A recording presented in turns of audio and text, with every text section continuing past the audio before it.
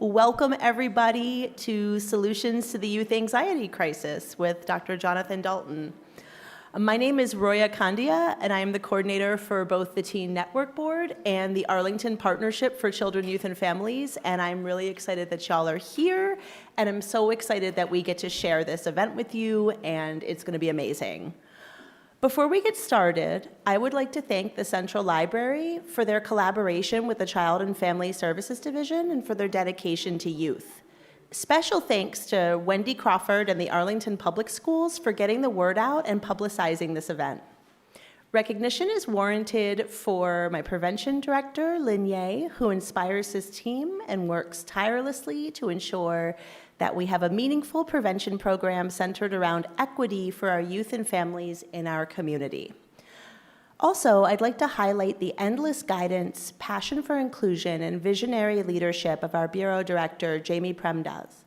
And finally, but certainly not least, acknowledge Tabitha Kelly, the Director of Child and Family Services Division, Child and Family Services Division, whose perpetual commitment to serving our community produces a long-lasting positive change in the lives of countless Arlingtonians.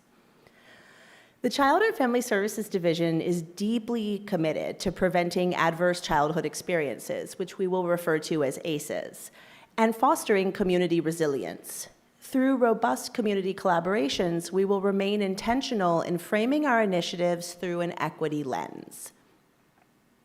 This conversation is part of a journey towards increased equity and access for all Arlingtonians, reflecting our unwavering commitment to building a stronger, more resilient community.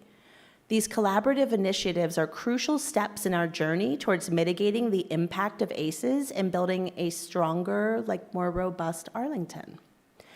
There will be time for Q&A with Dr. Dalton after the presentation. Additionally, Raina Rice, the CFSD Behavioral Health Manager, will share services and resources for children, youth, and families. We will also share our email where you can provide feedback on this event with us and reach out with any questions or comments you may have. Without further delay, it is my distinct pleasure to introduce our presenter for the evening, Dr. Jonathan Dalton. Dr. Dalton is the founder and director of the Center for Anxiety and Behavioral Change, which provides evidence-based treatment for anxiety and related disorders. He also has extensive experience providing professional training to a variety of audiences. Please join me in giving a warm welcome to Dr. Jonathan Dalton.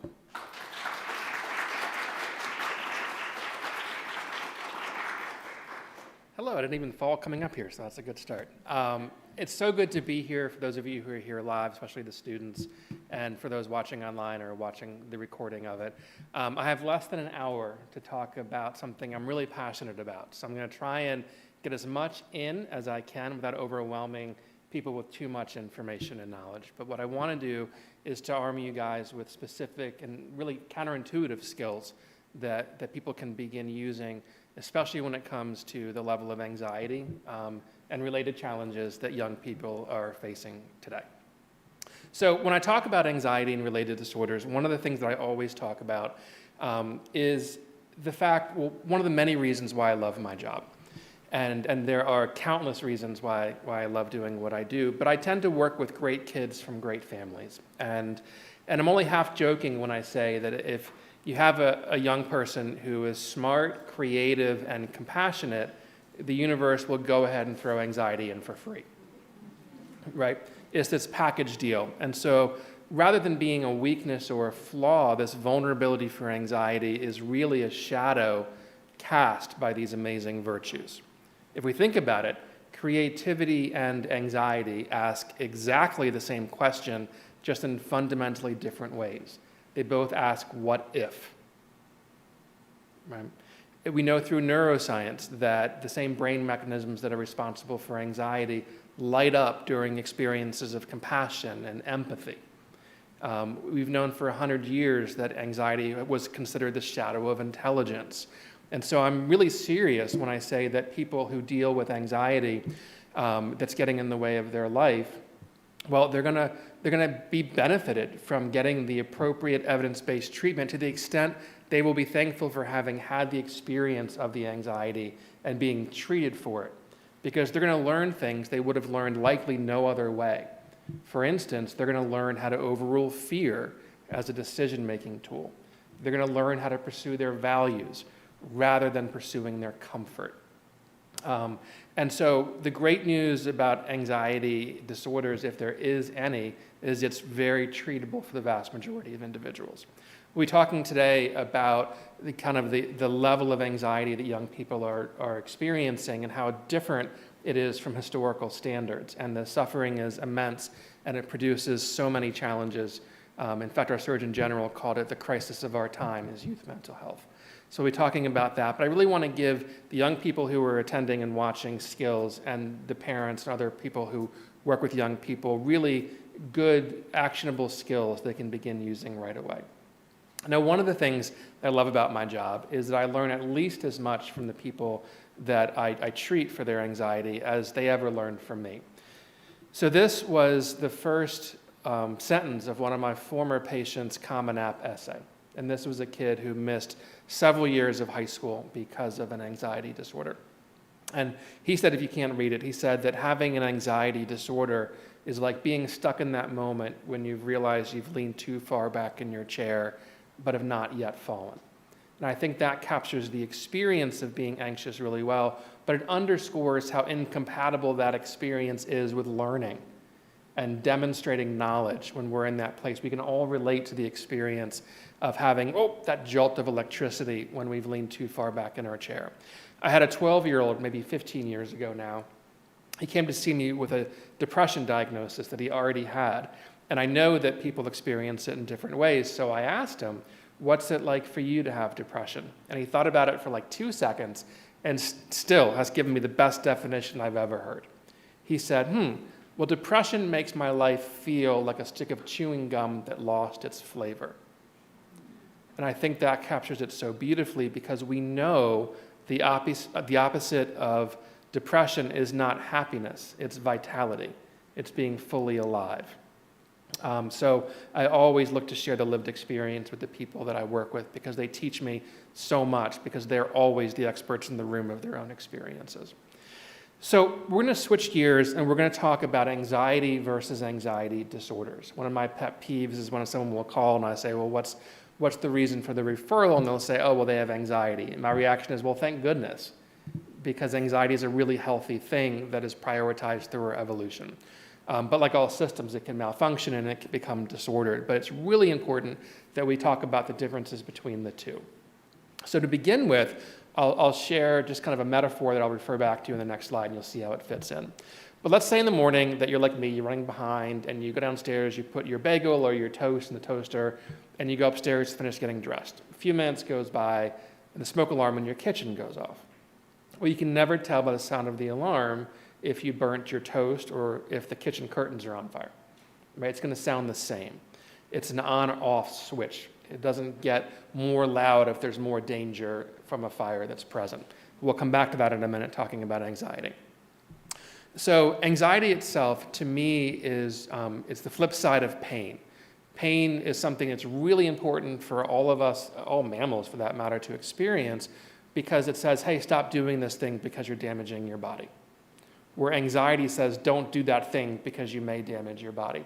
Think of anxiety as nature's stop sign. That when we feel it, we're really have a strong urge to decrease that experience by not doing the thing that's making us feel anxious. If it is working the way it's designed to, it will go off when it's supposed to in the presence of danger, and it won't in the absence of danger. Think of it like the car alarm that only goes off when someone's trying to break into the car versus because there's a loud truck that drove by or it's thundering outside or something like that. The other thing, this is really important to understand what we do to help people with anxiety, is that it stops us from repeating mistakes. So if while we're doing something we get sick, hurt, or scared, it'll be red flagged in our memory, we're never going to forget it, and we're going to try and avoid that thing in the future. If you ever had food poisoning after eating something you previously enjoyed eating, you'll know the power of that conditioning experience. So this is why anxiety is so helpful for our survival as a species. Now, you've probably heard the saying that's getting a little bit popular these days, that our brains were designed to keep us alive, not keep us happy. And so because of that, our brains are prone to false alarms. Because if we're scared about something that's not dangerous, that's a whole lot better than not being scared of something that is dangerous. We don't want to pet that growling, drooling, wild animal, those kinds of things. What makes an anxiety become disordered, and this is where people, even in the field, get this wrong, it's not the intensity of anxiety someone's experiencing. If you're actually in the presence of danger, I want you to be really anxious because you won't be distracted. You'll be geared up to do major activity to keep yourself safe. I shared this in a talk I given down here not too long ago, that about 4 years ago I had the lovely experience of being chased by a black bear in the woods. It's a long story, but my golden retriever didn't like the appearance of the mother bear and her cubs in our backyard, and so she ran after them, crested the hill. I'm running after her saying, come back, come back. Next thing I know, our dog is coming down the hill really fast with a very angry mother bear, and she comes to me for protection from the bear and brings the mother bear like 3.5 feet from me, and the two creatures are huffing and growling at each other, and I'm like, this isn't good. We all made it out. No one was hurt. It's all good. But I wasn't distracted during that time. I was focused like a laser beam on getting back inside because we are evolved to do that. What makes an anxiety become disordered is it's fundamentally a false alarm, where the fear is 100% real, but the danger's not. Okay, so that's the equivalent of an anxiety disorder, is a false alarm. Now, we go back to this previous slide, right? You can never tell by the sound of the alarm if you burnt your toast or the curtains are on fire.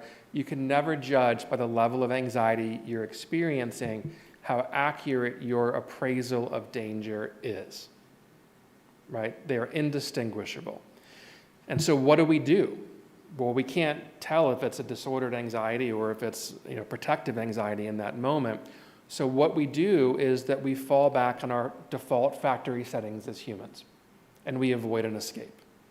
Now, avoiding things that are dangerous, like bears in the woods, a 10 out of 10 recommend that.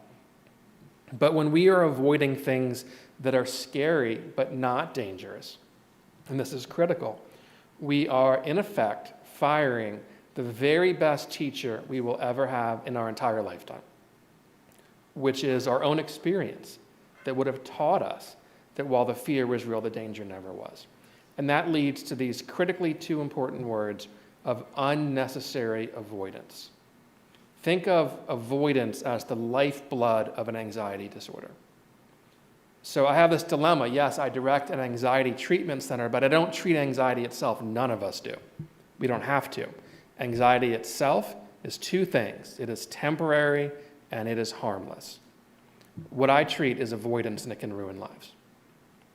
Now, here's the really interesting thing, is that I specialize in working with kids who avoid school.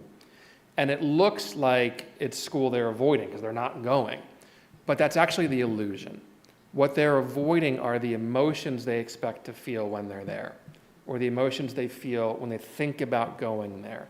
And this is critically important. It's called experiential avoidance. It's trying not to have certain emotions. And what we know through a lot of research is that that attempt to choose your emotional experiences and avoid other ones is the root of so much of our suffering. And so what we teach people is, how do we use non-avoidant coping skills? How do we turn towards our emotions? And we'll go through a lot of techniques of how we do this, but fundamentally, if we can decrease the use of avoidance, whether it's a kid, a teen, or an adult, if we can decrease their use of avoidance as a way to self-regulate their emotions, the anxiety disorder will die a natural death. It cannot exist in the absence of avoidance. And so the great news is that if we can teach people effective skills, we win, because the anxiety needs those things. Think of it like taking the oxygen away from a fire. You never touch the flames, and yet they're extinguished because you're removing from it the very things it needs to survive. So if there is one take-home message in today's talk, here it is. Avoidance and fear are teammates. Okay? Like, so when one of my Goldens is begging for food, they do this all the time, by the way, they were doing it last night, and they have bad breath, I promise, and it's really annoying, and it might be tempting to say, okay, fine, here's a big piece of my steak, now go away and never beg again, right? But we know, those of you who know dogs, know that's not gonna work very well. And the same thing happens because anxiety isn't begging for steak, it's begging for avoidance and escape. And if we give it that, we are in effect giving the dog steak in hopes it stops begging in the future. We can't avoid our way out of an anxiety disorder because we're going to actually bring it back. And the dog will beg louder and longer because now it's been reinforced for it. The same thing happens. And so this is the counterintuitive part of this whole approach, is that it seems like it would make sense. And the research from Yale shows that for parents, literally about 99% get it wrong. And that's the actual number. And so if you're doing that as a parent, okay, congratulate yourself because you're like everybody else who does that. To me, it's like putting a grease fire out with water. Seems like it would work until you do it, and then you realize you just spread the fire around and made it much worse than it was before. So many things that seem like they would work actually don't work. And allowing escape and avoidance as a way to get rid of anxiety is a really bad bargain because it's going to come back louder and longer in the future. Okay. We'll have Q&A at the end, but does that make sense to everybody? Because this is a really important part of the whole idea of how we decrease the experience, the suffering of anxiety, is paradoxically we lean into it and we use non-avoidance. Now I want to pivot and talk about anxiety and the state of affairs among young people. So this data, it was from a really good study that was done literally 20 years ago now, so a generation ago. And so it's a different world than we're living in now. And so just think about, this was the good old days from 20 years ago. But it was really good data, so we still look at it. So it has the earliest age of onset of any category of mental health disorders. So if during your lifetime you're going to have an anxiety disorder, 50% of people will have it before they turn 11 years old. It's by far the most common category of mental health disorders. Thankfully, it's the most treatable. But what we know is that almost a third, and this is 20 years ago, of our teens are going to have at least one anxiety disorder before their 18th birthday. And the news is worse for the girls like it is for a lot of things in this world. I'll get to that in a minute. About 8% 20 years ago have a severe disorder. These are the kids that I love working with, the kids whose major life activities are dramatically impaired. And some estimates are as low as about 1 in 5 people get treatment for their anxiety. And the numbers seem to have been increasing, but there are so many obstacles to getting appropriate treatment. Number one is the mental health infrastructure was never designed to support the level of need that we're experiencing right now. At our center, there's 15 clinicians, and historically, we get through our waiting list in August and kind of pivot for the new school year to start. Only recently, since the pandemic, our waiting list has gone below 200 families. And it's not just us, and that's not good news, by the way. That's, it's the most stressful experience. And then only a minority of people who get treatment for anxiety get evidence-based treatment that works. We know what works for the majority of kids, and the majority of kids don't get it. And so we have these powerfully effective and yet tragically underutilized treatments when it comes to anxiety. I mentioned the girls have it worse. 20 years ago, it was 38% of all girls, 10 times the rate of eating disorders before they turn 18. In 2021, speaking of girls, 57% of our high school girls reported persistent sadness and hopelessness in that year alone. 2023 is the latest data we have. It dropped all the way down to 53%. Okay. In 2021, we passed a terrible threshold that 1 out of every 10 of our high school students attempts suicide every year. 1 out of 10. In 2023, it dropped to just below that at about 9%. But it's over 10% of girls. Okay, this matters, and it matters in a really big way. The kids are not okay, and to quote David Bowie, they're quite aware of what they're going through. Right? We know the mental health crisis is real. We have all the documentation we need for that. As a comparison point of how different things are compared to how they used to be, 20 years ago, we know that the average teen was 5 to 8 times more likely to have symptoms of an anxiety disorder compared to the same age kids during World War II and the Great Depression. Okay, there's something really, really wrong with what is going on in our kids' lives, why we are seeing the majority of our high school girls reporting persistent sadness and hopelessness, and about 1 in 10 of our high school kids attempting suicide every single year. It is so important that we talk about this and how important anxiety is to these experiences. A lot of us think that childhood depression is really metastasized, untreated anxiety. It is no fun to be living your life in a state of chronic anxious arousal. It's exhausting. When I talk to the kids I work with and I say, what do you wish people knew about you that you don't think that they know? By far, the most common answer is how exhausting it is to be me. It is really, really challenging. Anxiety doesn't just lead to depression. It leads to substance abuse. And so anxiety disorders precede the beginning of substance use on average by 2 years. And between 1 out of 5 and almost 1 out of every 3 of our kids with anxiety disorders develop substance abuse disorders. Okay? It's true of eating disorders too. Between 40 and 70% of teens with eating disorders have an anxiety disorder. And about 40% had the anxiety that preceded the eating disorder. There are so many reasons why it is so important to get families and kids the knowledge and skills that they so desperately need to interrupt this awful sequence of terrible anxiety and kind of global mental health challenges that we're seeing. Okay, so that's what we're facing. We have a lot on our plates. We need more people in the field, but we also need to decrease the need, which is why I give so many of these talks. If I kill myself at work, I can see maybe 40 kids in a week, including groups. It's a drop in the bucket. I get requests every day, parents who are literally in tears looking for services for their kids. And I tell them I'd have to kick somebody out to get your kid in. I'm just back to back every day. We all are in the field right now. So let's talk about what do we do about it? What are actionable skills? What are ways of thinking, even if they're counterintuitive, that parents can teach kids or the kids who are here listening can use on their own? Or, by the way, adults can use for themselves as well. So I mentioned experiential avoidance, okay? It's really, really important. So think of it like someone who is trying to build a bunker in case the wind blows. And they're good at it. They build a really nicely appointed, safe bunker. But they never know when the wind's going to blow, and so they don't leave the area around the bunker very often because they need to be able to reach safety. They need to avoid the wind, and wind obviously is emotion.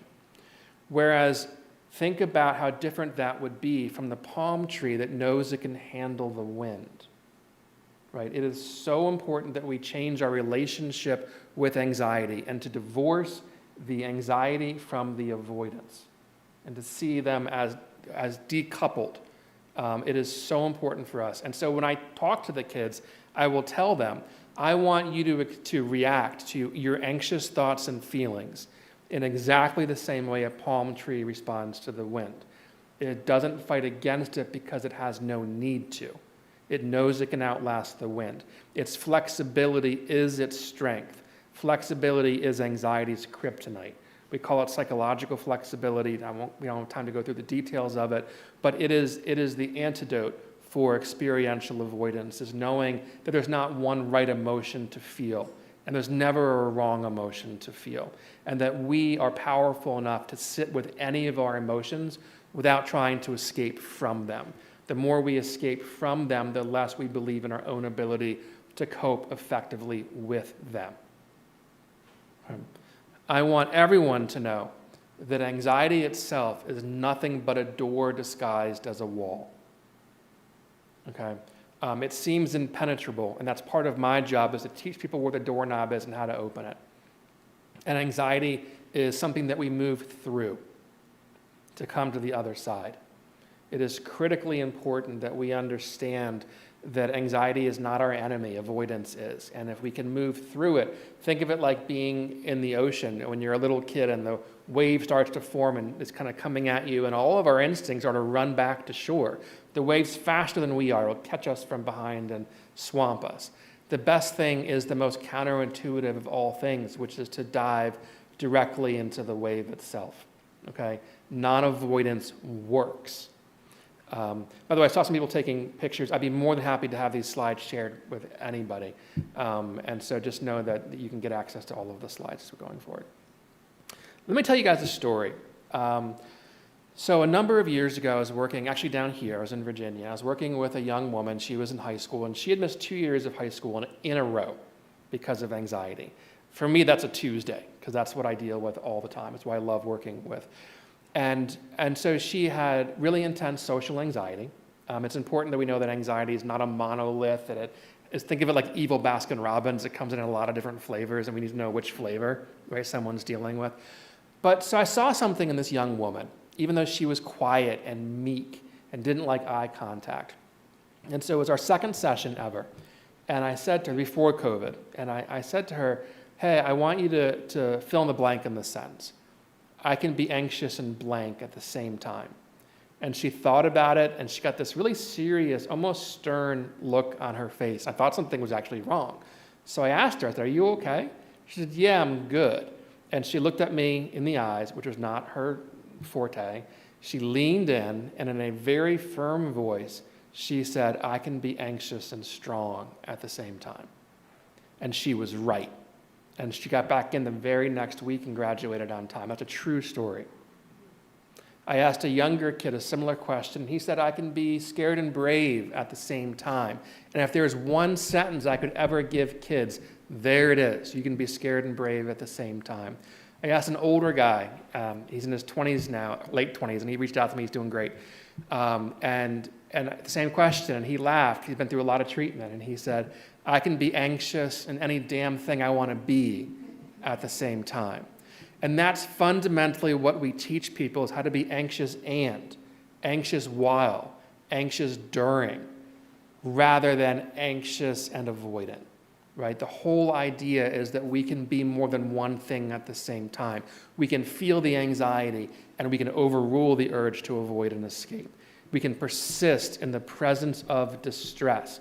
And through that persistence, we change the equation of it by itself. I'll talk about this in a minute, but we never, in my treatment, we never judge how much progress someone's making by how much anxiety they're feeling, right? Because being anxious while you are pursuing your values is like getting sweaty at the gym.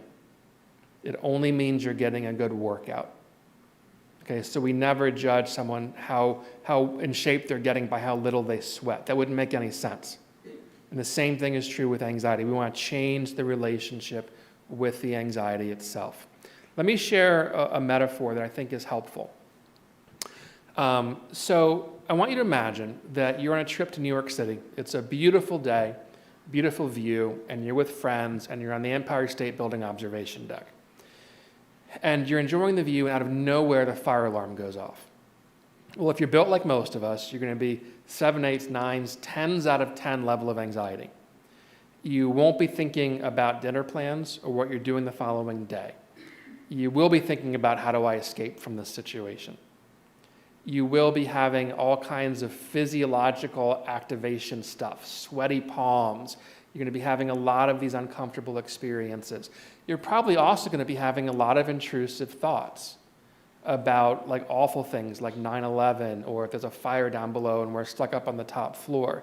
It's a very common part of anxiety, is these intrusive thoughts that come in. Now this time, I want you to imagine the same scenario with a really important difference. This time there's an announcement, and they say, this is the superintendent of the building. We're here with the fire marshal. There's been some problems with our fire alarm system. We'll be testing it in the next half an hour. If it happens to go off, please disregard. And we'll announce anything over the loudspeakers that's important for you to know. So, okay, you hear that and you're talking to your friends, 17, 18, 19 minutes goes by, the alarm goes off. Well, you're still going to jump out of your skin because you weren't expecting it to go off in that moment.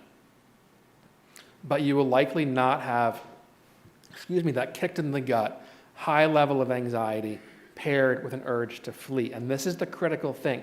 The difference in this scenarios lies not in the alarm, but only in what you think the alarm means, or more importantly, what you think it does not mean. Because your appraisal of the alarm itself will fundamentally and profoundly affect your experience of the alarm. Okay. Now, when it comes to our anxiety alarms, there's no off switch, not even a dimmer switch, if only. So the kids that we work with, the kids out there who might be watching, either in person or online, your alarm will go off at times. But just like the people at the observation deck, it is really important that we view it as an irritating and annoying false alarm that gives us no useful information. Because yet again, your appraisal of the alarm and its importance will fundamentally and profoundly affect your experience of the alarm itself. Okay? And so changing our relationship with anxiety to be an informed observer of what it is that we are experiencing is really, really important. Years ago, so I've been using this slide forever, but I see kids who have fears of butterflies. And adults, for instance, I was showing this once to a school, and the head of school went, "Hell no," and left the room. She had a terrible butterfly phobia. And I was just seeing a YouTube video of a young woman who's terrified of butterflies. And so let's say this kid comes in, and he or she won't go out to recess because there might be butterflies nearby. And this kid comes in to see me. I never would, but I could give this kid like a Batman utility belt full of fly swatters and bug spray and say, all right, you can go out to recess now. Well, why wouldn't I do that? Because you know what? That kid would probably go to recess. Well, I wouldn't for some really important reasons. Number one is they wouldn't have very much fun out there because the entire time they're out there, they're going to be hyper vigilant on the lookout for butterflies. Number two, should they run out of bug spray or lose their fly swatter, their anxiety will rise above baseline. And three, and most importantly, they would never learn that butterflies can't hurt them, and they can tolerate the experience of anxiety itself. And so when people come to me with the same basic idea of how do I get rid of this feeling, I'll tell them, well, first of all, don't swat the butterfly, because every time you swat the butterfly, you're teaching yourself that they're dangerous and you can't handle the emotion, right? We want to have a very different approach. We want the butterfly to land on their nose and to stay there long enough so it flutters away on their own. And then you learn, which is the beautiful thing about doing the work that I do, is that yes, you learn the fear was out of proportion to the danger, right? That's a given. But way more importantly, that people learn they can handle the experience of anxiety. That's what is really, really important. But people also come in with this idea of how do I, get rid of this anxiety so I can do these things that I want to do with my life because it's stopping me from doing these things. And I always say that's like saying I wanted to go to the gym, but I need to get in shape first. Doing the things while you are scared and anxious is the mechanism of change. It is treatment. It is not the outcome of treatment. It is persisting in the presence of this emotion that we call anxiety that reduces its power over us. If we are waiting to get rid of the anxiety so we can do those things, we have a fundamental misunderstanding of what works in terms of helping all of us to not suffer so much in these ways. Okay? As I was saying before, if we are anxious, it does not mean that anything is going wrong. We don't want to conceptualize anxiety itself as a problem, right? Avoidance is what we're looking for. And as I was saying before, we want to live a life in accord with our values. That's something that's sustainable. We're always going to have course corrections and changing it over time. And we can take the anxiety for a ride. Think of it like an unwelcome passenger in your car that won't get out. All right, well, it's going to be there, and I'm going to keep driving to where I want to go, but I will never, ever give that passenger the steering wheel.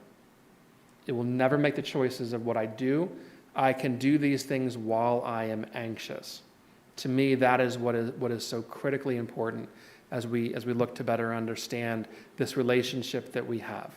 Let me pause for a minute. I know I've been talking for a while, and we'll do Q&A at the end just for a few minutes, but are there any questions or comments from anyone? I don't pretend to have a monopoly of knowledge or insight with what we talk about here, especially from the young people. Any questions or comments?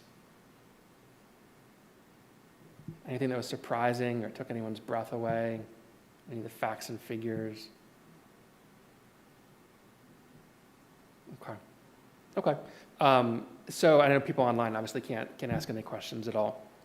But it is really important that the knowledge, you'll notice I use a lot of metaphors in the work that I do. And the reason for that is I want to make the knowledge sticky. I want it to be something people can access under a high level of anxiety. It's really hard to think clearly. Like when I was being chased by that bear in the woods, if someone asked me about a chess move, forget about it, right? And so we want to learn these skills. We want to practice these skills. It is so important for us to not just think that knowledge itself is the end, but really like getting the skills in order. I'll tell you an embarrassing true story. I have all too many of these, and most of my patients have heard most of them. But before my wife and I had kids, we had never been skiing before, each of us, and so we decided to go up to a local ski resort, take a class how to ski. And so we go out into like the little classroom area, and the guy teaches us on the blackboard. Apparently, he's supposed to do like a pizza slice or something to stop. And so then we go out on the bunny slope, and there are like 7 or 8 of us, adults in this class, and there were like 3-year-olds zooming around us on the bunny slope, and it was kind of embarrassing. And so the guy was very nice, and he said, all right, I'm going to ski halfway down the slope, and I want you guys one at a time to push off, come down, and I'll help you stop. I want you to feel like the emotion of being on skis. So, okay, seems pretty straightforward. And so everyone, my wife included, did this, and I'm last in line. I'm thinking, I can do this. So I push off, and I'm going right for this super nice ski instructor, and then I'm not. I'm going this way. And I'm picking up speed, and then I'm headed, this is a true story, right for this whole single file line of, 15 fourth grade boys learning how to do like a walk sideways up the hill. And I'm like, this isn't going to end well. And beyond them is the parking lot. And I'm thinking, there's just no way this ends well. And this very nice ski coach yells across the whole bunny slope, Jonathan, you're going the wrong way. And I yelled back, I know. And I ended up taking out all these kids, so do. And no one was hurt, but there were bodies and skis flying everywhere. My wife still gives me a hard time about this all these years later. And I think about that story a lot when I work with families, parents and kids, because they know what they're doing isn't working. They know they're going the wrong way, right? They need to learn how to turn. They need the specifics of what to do. And then you practice them. And so the good thing about practicing is the more you do it, the better you'll get. The bad news is that you're not as good as you will be down the road. And so as you're doing this, you want to have grace for yourself that you can get better with these coping skills. These, like all skills, can be taught, which means they can be learned, which means they can be practiced, which means they can be improved.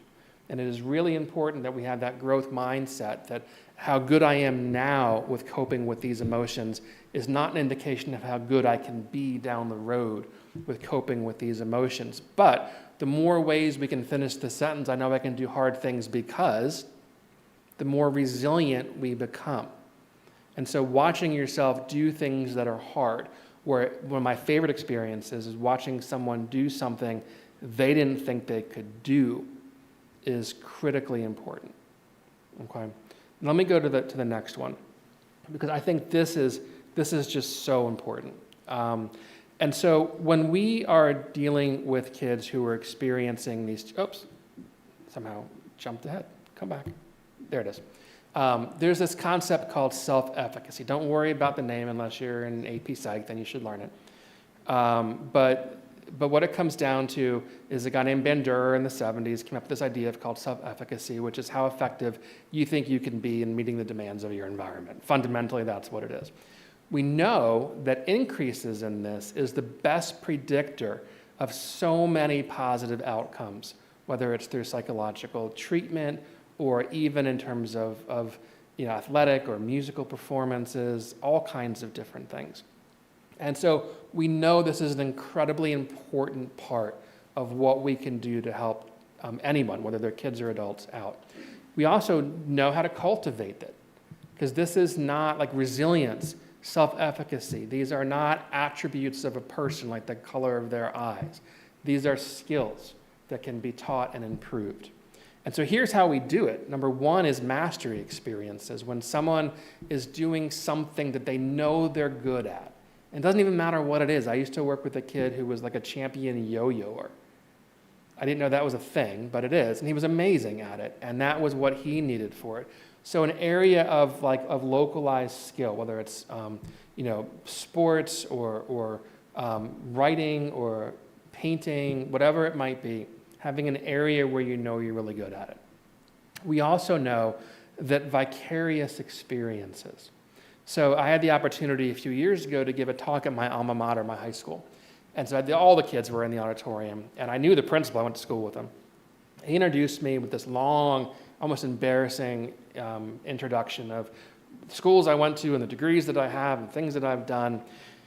And so I went to the podium and I said, yeah, but what he didn't tell you is my first test here, I got a 12% on, which is true. It was Miss Stead's geometry class.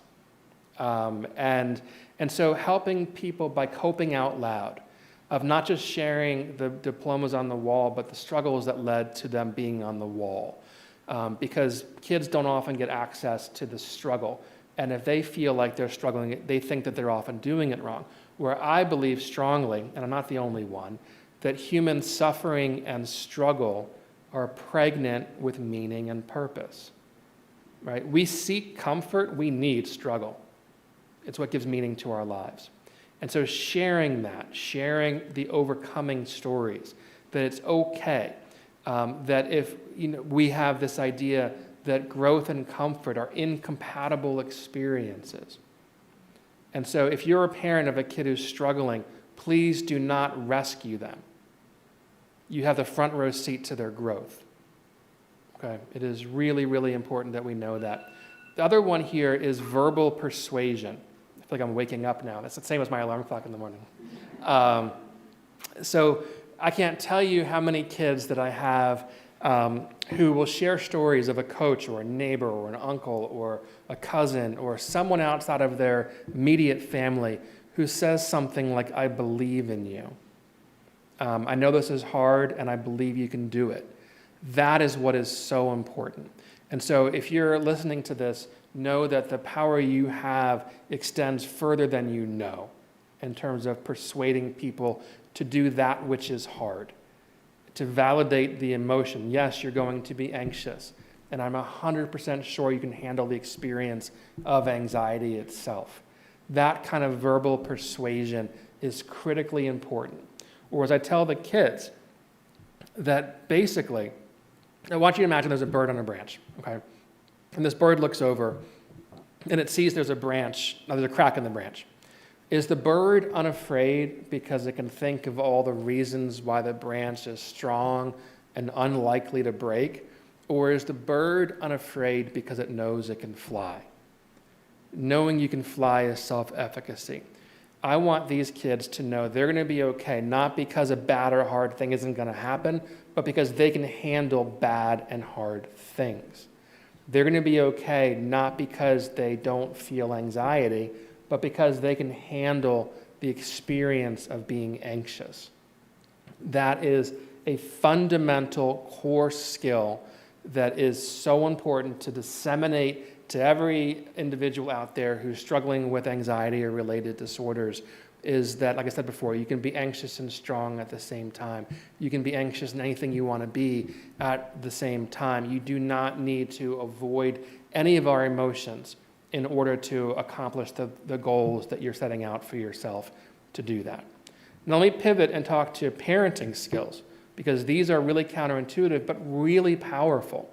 So a colleague of mine up at Yale, Ellie Leibowitz, and his team have developed a program, which I'll talk to you about in a little bit, that doesn't even work with the kids. They don't even meet the kids. They just work with the parents to change how they're responding to their kids' anxiety. And they find it to be as effective as child-based interventions, even if they never meet the kid, just by changing the environment that maybe accidentally fuels the anxiety over time. And the more compassionate the parent, by the way, the more vulnerable they are for getting this wrong. Okay? Because it hurts. Nothing hurts more than seeing your own kids suffer. And if you can say or do the thing and be your kid's whisperer, and then they don't have to suffer anymore, then you feel much better in the short term too. Every family deals with this. This is not unique to anyone's individual family. But you know me, my metaphors. Let me share a couple of these things. So let's say that you're terrified to fly, but you win a trip somewhere beautiful, and so you're like, all right, I want to go. So you're terrified, but you're on the plane, you're halfway over the ocean, and then you hit a really rough turbulence patch, and the plane's bouncing around. Well, in addition to being terrified, you will be highly observant, and you'll be looking at everyone else's face in the cabin. And the more experienced the flyer, the more value you give to their facial expressions. So what you're going to do, I promise you, is look at the flight attendants, right? And then I want you to imagine one scenario, the flight attendants say, guys, remain calm. The wings are very firmly attached. We're going to be okay. We'll be landing in an hour and a half. Just buckle up. There's no reason for crying. Everyone just please, take it easy. Take a chill pill. We're going to be fine. I want you to imagine the same scenario, but this time the flight attendant says, ma'am, would you like tea or coffee with your lunch? One is offering reassurance, which validates the need to ask for it and strengthens the anxiety over time. Yet every good parent offers their kid reassurance when they are anxious. They are feeding the dog so it stops begging for food. Okay, that same process. So reassuring an anxious kid is universally done and the wrong thing to do. We'll talk about how we actually do it in the next part of this. So number one is, let's say that your kid's struggling with a math problem, right? That was me when I was that age. And if no good parent, no good teacher is going to go to that kid and say, oh, the answer is 12. Well, why wouldn't you? Because they get the answer right. Well, you wouldn't, because clearly they wouldn't learn how to solve the problem. And so when we work with these parents of anxious kids, they're often doing the same thing by accident. They're giving the kids the coping answer, which teaches the kids to seek the parents' proximity as a way to cope. So what we want to do is something different than that, something that is more powerful and more lasting, which is something to the effect of, oh, okay, what are some ideas you have of what to do next? So we call it scaffolding. You're helping them to learn. You're helping them to look internally. Now, the great thing is if we're saying, what can you tell yourself when you feel anxious? Things like, just because I'm anxious doesn't mean I can't do it, or I'm stronger than my anxiety. Any of those kinds of really powerful self-statements. Well, what happens is now we're pairing the actual experience of anxiety with the kids looking internally for coping responses. The more we do that, guess what happens? The experience of anxiety becomes a cue to look internally for coping skills. It's much more powerful. But there's another way that is really important, and I'll be opening up for questions in just a few minutes, which is, how do we catch the kids coping effectively? How do we praise them for persistence in the presence of anxiety? Not in the absence of anxiety. That's like praising your kid when they won a forfeit game because other team's bus broke down.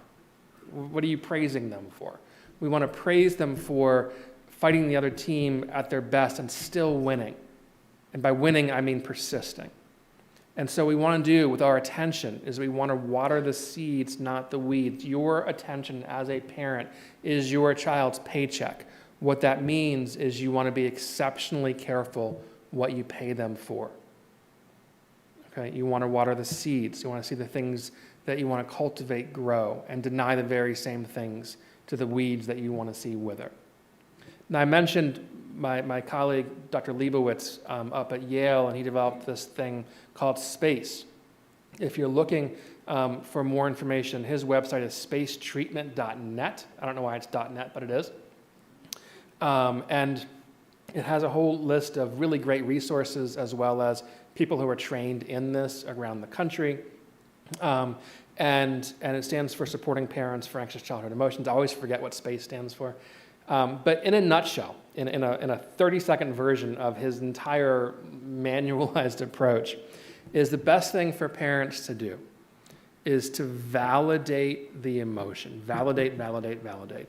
It might not be hard for you, but it is really hard for them. And it's hard for all of us to face our fears. Without exception, it is. And so I know this feels really hard right now. I know you're feeling really anxious right now. Call it by name. We call it name to contain. Like, describe what you're seeing. It seems like you're really frustrated. It seems like you're really scared. It seems like you're really worried, whatever it might be. And then I'm 100% sure you can do it. And by do it, I don't mean hitting the home run or getting the A or getting the admission into the best college of your choice. That's not in our control. I'm 100% sure you can handle the experience of anxiety itself.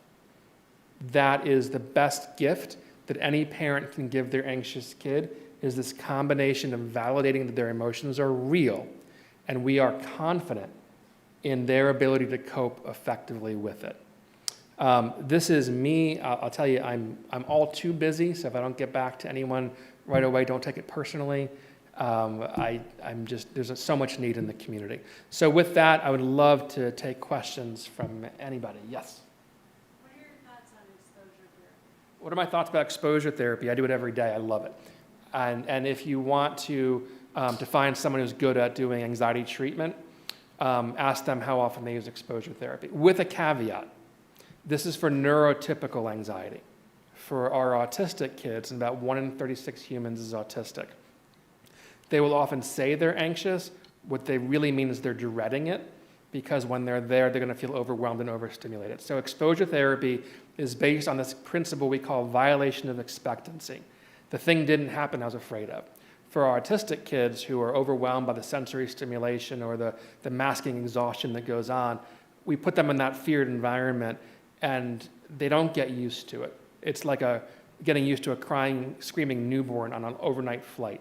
The longer it goes on, the harder it gets, right? And so if you're working with an autistic kid or someone that has other kinds of neurodiversities, we do a really importantly different modified version of this, where we kind of do the equivalent of someone has a fear of the ocean. We'll do exposure on the beach, but wear lots of sunscreen so that we don't get burned by the experience itself.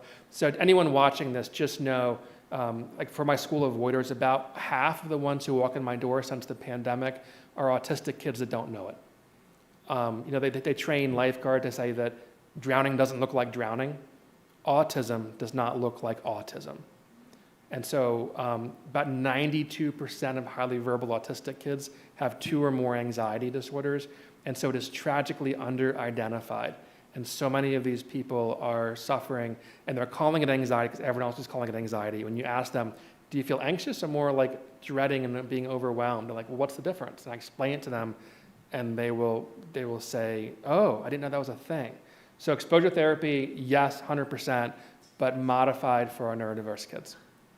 We have a lot of kids here tonight. What can they do as a peer to support their classmates and friends? That's a really good question. What can peers do to support their other classmates? So number one is you're not a clinician, and so I think that a lot of well-meaning high school students in particular will try and take on someone else's suffering in some way, so don't do that. But be present for them. There's one of my favorite cartoons is Winnie the Pooh. There's this one cool one where Pooh is sitting next to Piglet on a log, and you're seeing the view from behind. And then he starts walking over to Christopher Robin, and he says, oh, what did you say to Piglet when he was crying? And he said, nothing, I just helped him to cry.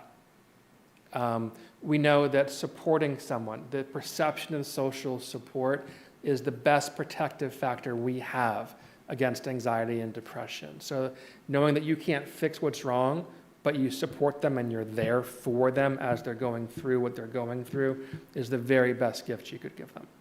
It's a great question. Yes? When I assume peers can give each other support, is that little corporate equation you put up? I think we can give that to each other. Absolutely, you can. And one of my favorite hours of the week, I do groups for high school students, and now I have an alumni version of it for people who went to college. And it's just so wonderful if someone's talking about some experience they went through, having other people in the room go, yeah, same. same. We call that like universality, knowing that your suffering is not unique.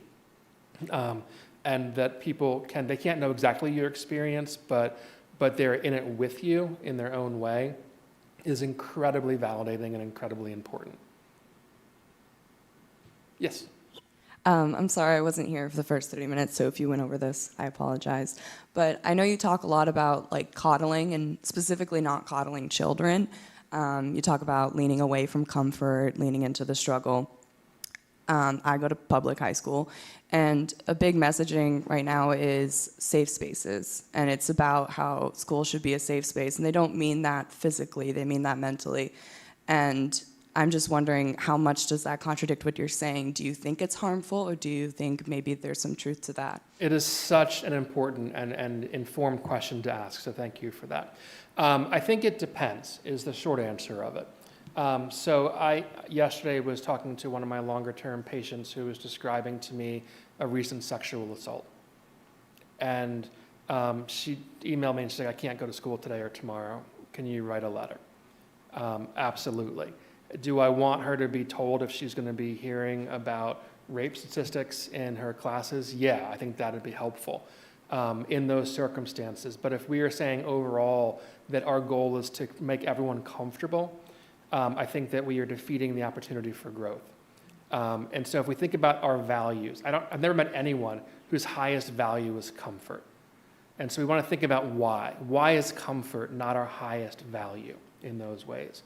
And so I'm skeptical of the idea that our goal is to stop people from feeling uncomfortable in their lives. We want to teach them how to be uncomfortable and to cope effectively with it, I think is a much more profoundly important and effective approach.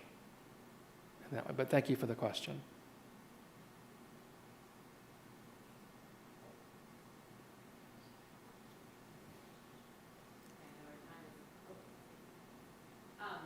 So I guess my question is like with younger children, so I'm assuming distraction is basically just a watered down version of avoidance.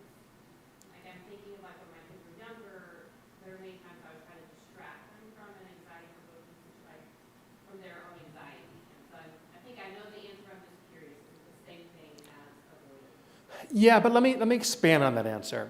So there's a researcher, I'm actually having him talk to my staff on Thursday, up at Boston College named Peter Gray. And he and his team, I find the work fascinating because we know we're in this mental health crisis. And he's talking about the importance for young children of having child-directed, unsupervised play. And play is important for every mammal so that they learn skills to cope. And humans play more than any other species by far. And nowadays, young people are hyper-scheduled. We added 5 weeks to the school year between 1950 and 2000. 5 weeks. The average 8-year-old is doing 11 more hours of work a week than they did back then. And when they are with peers, they're often in a coach structured environment. And so what he talks about is helping, like almost prescribing play, unstructured play. For instance, we know that like risky behavior, like not dangerous things, but risky, like climbing too high in a tree, something like that, is protective against the development of anxiety disorders later in life. People learning how to cope by coping with the situations that they're in. The things that we say, oh, I hope my kids never did what I did, because you know the backstory of the things you did when you were a kid. Actually, you really do, because there's a reason why evolution has kids do risky things, is because that's how we learn to manage risk and how we learn to tolerate discomfort in those ways. And so in addition to like not wanting kids to, certainly I don't want to give the impression that we want to be absentee parents or that we don't want to be there for our kids. We want to love them, and I mean that in a verb way, like in an active, observable way.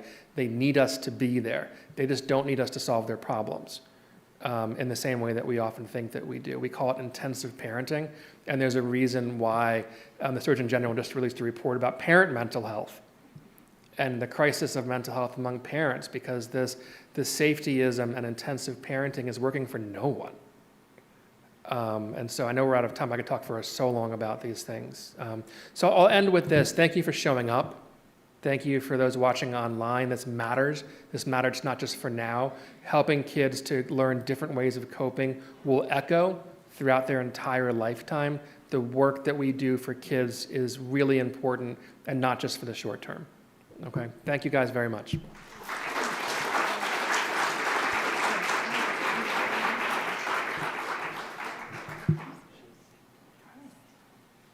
right, so I know we're about out of time, so I'll be real quick. Hello, everyone. My name is Raina Rice. I'm a behavioral health manager at Arlington Family Services, Child and Family Services.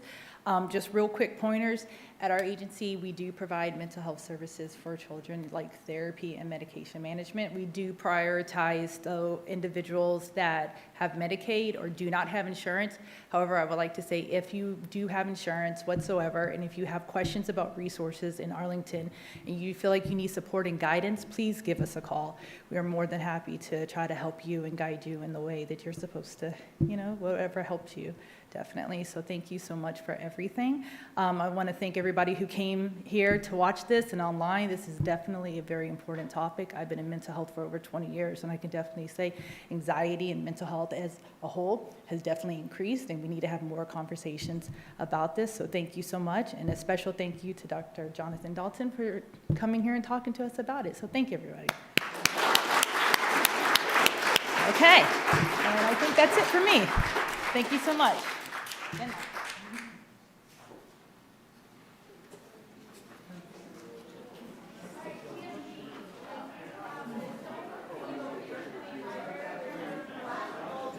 Roya,